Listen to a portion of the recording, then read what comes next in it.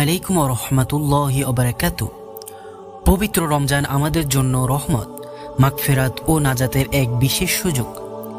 এই মাসে প্রথম 10 দিনকে বলা হয় রহমতের দশক।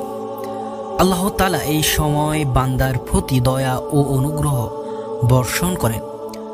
আজকের ভিডিওতে আমরা জানব কোরআন ও হাদিসের আলোকে রমজানের প্রথম 10 দিনের ফজিলত ও রহমতের বার্তা। 1 নাম্বার, রহমতের বিশেষ ঘোষণা। রমজান মাসে আল্লাহর রহমত বর্ষণ হয়। পবিত্র কোরআনে আল্লাহ তাআলা ইরশাদ করেন, এই কিতাব কোরআন আল্লাহর পক্ষ থেকে এসেছে, যিনি পরিপূর্ণ দয়ালু ও করুণাময়। সূরা হামিম আয়াত নং 2। এই আয়াত আমাদের জানিয়ে দেয় যে আল্লাহর দয়া অসীম, আর রমজানের শুরুতেই তিনি তার রহমতের দরজা খুলে দেন। 2 নাম্বার, প্রথম 10 দিন দয়ার সাগর। রাসূল সাল্লাল্লাহু আলাইহি ওয়াসাল্লাম ইরশাদ করেন, রমজানের প্রথম দশক রহমতের, দ্বিতীয় দশক মাগফিরাতের এবং তৃতীয় দশক জাহান্নাম থেকে মুক্তির। মুস্তাদরাকে হাকিম। তাই প্রথম 10 দিন আমাদের উচিত আল্লাহর রহমত পাওয়ার জন্য বেশি বেশি ইবাদত ও দোয়া করা। 3 নাম্বার, রহমতের দরজা খুলে দেওয়া হয়। আল্লাহ তাআলা ইরশাদ করেন, আমার রহমত সবকিছুকে পরিবেষ্টন করেছে। সূরা আল আরাফ আয়াত নং 156। রমজানের প্রথম 10 দিনে আল্লাহ বিশেষভাবে রহমত বর্ষণ করেন এবং তার অশেষ দয়া লাভের দরজা উন্মুক্ত করেন। 4 নাম্বার, জান্নাতের দরজা খোলা হয়। হাদিসে এসেছে, রমজান মাস এলে জান্নাতের দরজা খোলা হয়, জাহান্নামের দরজা বন্ধ করে দেওয়া হয় এবং শয়তানকে শৃঙ্খলিত করা হয়। সহিহ বুখারী হাদিস নং 1899।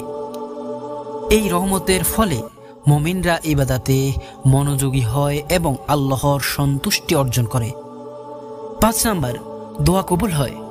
রমজানের এই 10 দিনে আল্লাহর রহমত এতটাই প্রবাহিত হয় যে বান্দার চাওয়া পাওয়া পূরণ হয়। আর তোমার রব বলেছেন, আমায় ডাকো, আমি তোমাদের ডাকে সাড়া দেব। সূরা গাফির আয়াত নং 60। তাই এই সময় আমাদের উচিত বেশি বেশি দোয়া করা। 6 নাম্বার, ফেরেশতারা রহমতের বার্তা নিয়ে আসে। রমজানের প্রথম 10 দিনে আল্লাহর রহমত ফিতে ফেরেশতারাও দোয়া করেন। রাসূল সাল্লাল্লাহু আলাইহি ওয়াসাল্লাম ইরশাদ করেন, যে ব্যক্তি আল্লাহর সন্তুষ্টির জন্য রোজা রাখে, ফেরেশতারা তার জন্য দোয়া করেন। মুসনাদে আহমদ। তাই আমাদের উচিত আল্লাহর রহমতের জন্য বেশি বেশি ইবাদত করা। 7 নাম্বার, রিজিক বৃদ্ধি পায়। হাদিসে এসেছে, রমজান রহমতের মাস, এতে মুমিনের রিজিক বৃদ্ধি করা হয়। সুনানে ইবনে মাজাহ। তাই এই সময় আল্লাহর দান ও অনুগ্রহ বৃদ্ধি পায় এবং আমাদের উচিত গরিব দুঃখীদের সাহায্য করা। 8 নম্বর, রহমতের আমল, দান সদকা।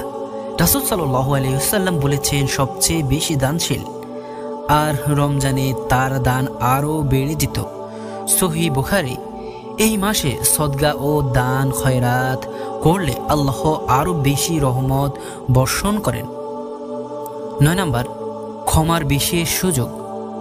হাদিসে এসেছে, যে ব্যক্তি রমজানের রোজা রাখে, আল্লাহ তার সব গুনাহ ক্ষমা করে দেন।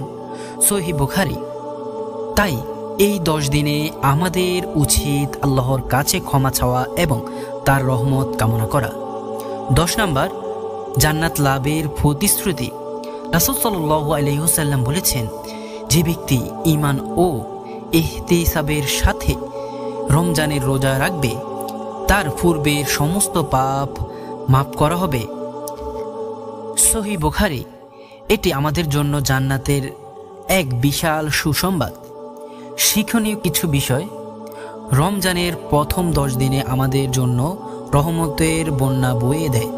তাই আমাদের উচিত নামাজ ও কোরআন তেলাওয়াত এ মনোযোগ হওয়া, বেশি বেশি দোয়া ও ইস্তিগফার করা। গরিব দুঃখীদের সাহায্য করা, আত্মসংযম ও ভালো কাজের অভ্যাস গড়ে তোলা। আসুন আমরা সবাই আল্লাহর রহমতের পথে নিজেকে সমর্পণ করি। এই ভিডিওটি ভালো লাগলে লাইক, শেয়ার এবং সাবস্ক্রাইব করতে ভুলবেন না। আল্লাহ আমাদের সবাইকে রহমতের প্রথম 10 দিন সঠিকভাবে কাটানোর তৌফিক দান করুন। আমিন।